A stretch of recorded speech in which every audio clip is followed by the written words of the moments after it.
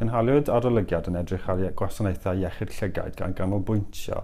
ar gwasanaethau AMD gwlyb mwyn ceisio deall a oedd byddai iechyd yn medru datblygu neu wedi cynllunio eu gwasanaethau nhw gan wneud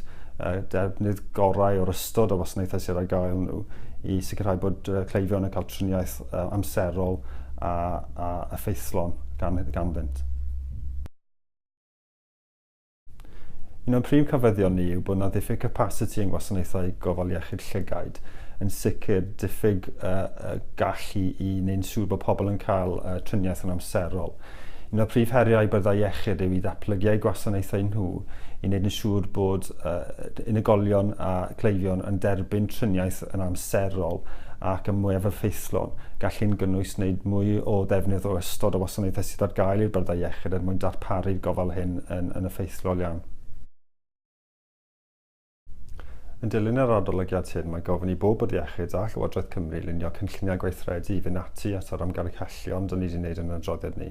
Mae'n bwysig iawn sicrhau bod gwasanaethau gofal llygaid yn addas ac yn effeithiol ac yn brydlon ac yn ddiogel i bawb yng Nghymru.